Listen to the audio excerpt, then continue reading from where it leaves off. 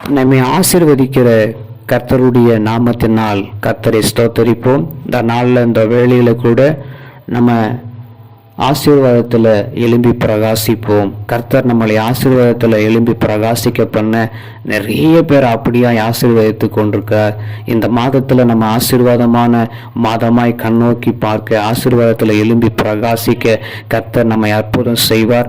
அப்படியா இந்த நாளில் பார்க்கும் பொழுது சங்கீதம் 15வது அதிகாரத்தில் பார்க்கும் பொழுது கர்த்தருடைய வார்த்தை நம்மளை ஆசீர்வதிக்கவே இருக்கிறதுனால கர்த்தரை நம்ம ஸ்தோத்தரிப்போம்.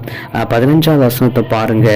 115ஆம் அதிகாரம் 15ஆம் வசனம், வானத்தையும் பூமியும் படைத்த கர்த்தராலே நீங்கள் ஆசீர்வதிக்கப்பட்டவர்கள்.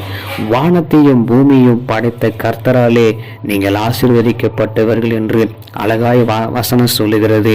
இந்த வானத்தையும் பூமியும் படைத்த அவரால் நம்ம ஆசீர்வதிக்கப்படும் பொழுது உண்மையாவே சந்தோஷமா இருக்கும். இன்னைக்கு மனுஷன் படைத்த படைப்பில் அல்ல, கர்த்தர் படைத்த படைப்பில் நம்ம ஆசீர்வாதமாக இருப்போம். பெரிய காரியங்கள் நம்ம வாழ்க்கையில் அவர் செய்வார். ஏன்னா அந்த வானத்தையும் பூமியும் படைத்து எல்லாத்தையும் சிருஷ்டித்து அவர் எல்லாத்தையும் நல்லது என்று கண்டு அவர் ஆசீர்வதித்தார். அவனமாக நம்மையும் கர்த்தர் நம்மளை ஆசீர்வதித்து நிச்சயமாகவே நம்மளை பெருக பண்ணுவார். அதனால இந்த வசனத்தை நீங்கள் விசுவாசிங்க. அந்த நாளில் பெரிய காரியங்களை எதிர்பார்ப்பீங்க.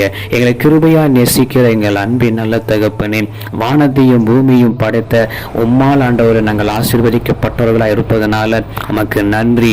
மனுஷனை நம்பி நாங்கள் போனதை விட உம்மை நம்பி வரும் பொழுது இந்த வானத்தையும் பூமி சிருஷ்டித்ததனால படைத்ததனால நன்றியோடு ஸ்தோத்தரிக்கிறோம். எங்களையும் ஆண்டவர், எங்கள் குடும்பத்தையும் ஆண்டவர் ஆசீர்வதித்து ஆண்டவரை கிருபையா நடத்த போறதுனால ஸ்தோத்திரம். இயேசுவின் நாமத்தினாலே ஆமென்.